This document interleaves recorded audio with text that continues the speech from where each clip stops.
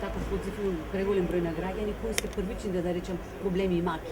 Очигледно граѓаните се организирани тоа на ниво на местни заедници. Имаше двајца или тројца посебно проблеми кои што ги истакни, за кои што замолија да влезат во програмите на буџетот, односно во изгласувањето на самиот буџет. Меѓутоа генерално местните заедници, како што кажав, се организирани, имаат своји предлози, дојдени се оние што за нив представува суштинска потреба на жителите токму од местото од каде што доаѓаат, и би рекол дека принципот кој што го создадовме во минатата година, секогаш кога нешто е битно да се направи, без разлика дали е тоа асфалтирање на некакви улички, проблеми со водата, нова водоводна линија, канализациона мрежа или било каква потреба да е, ние сме биле во комуникација со нив. Не била лична моја желба или на секторот, туку нивните долгогодишни проблеми ги решававме и овој повик го сватија буквално така.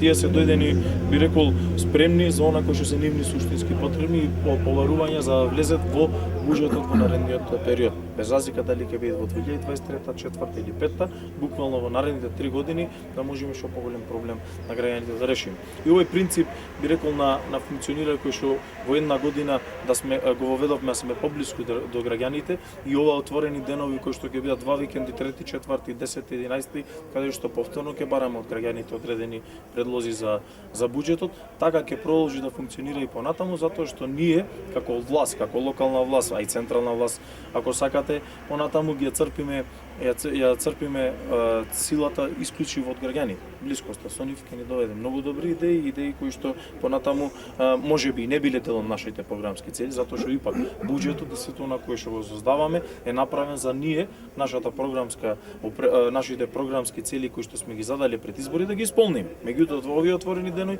ќе ни дадат веројатно и подобри идеи кои што ги имплементираме понатаму. 21 век, дали се уште има граѓани кои што немаат елементарни услови за живот? Да, се уште. За жал. Некој пример кој што вас може би изненади?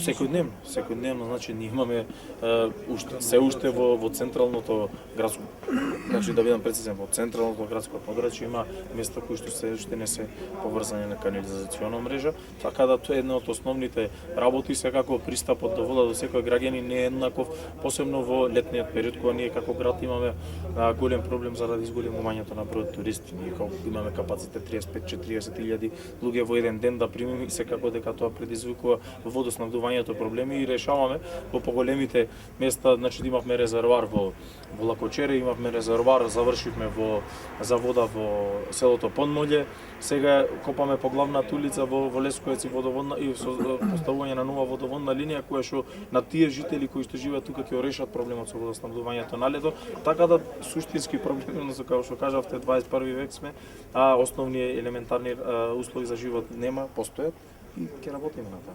Како се функционира за блокирана животна? Да, многу е тешко за реализирање на она што го имаме ние како замисла. Меѓутоа, дополнителна тежина ни представуваат јавните предпријатија кои што сами по себе исто така функционираат со блокирана сметка и нивните основни потреби за материјали, за работа, за она кое што треба да го сработат на терена е зададено од локалната самоуправа, се голем проблем за нив. И функционираат исто така со судска рамка, судска финансиска рамка.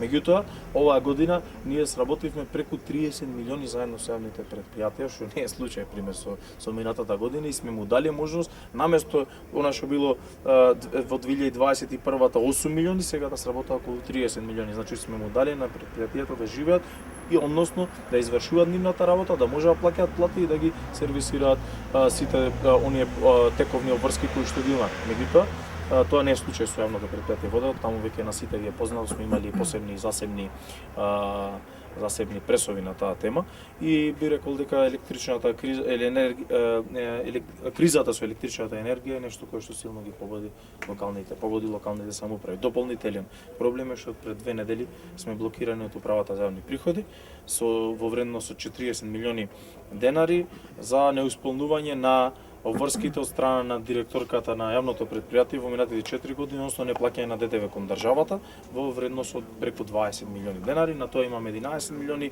камата и 2 милиони за присилна наплата, така да тоа е дополнителна тежина на општина Охрид. Значи не нашле за сходно да го блокираат во Битола потрачувата единица да блокира да 19-та, 20-та, 21-та, сега беше потребно на крај на година и онака комплицираната и да одземи со ова да одземи средства тековно во висина од еден месечен приход на општина.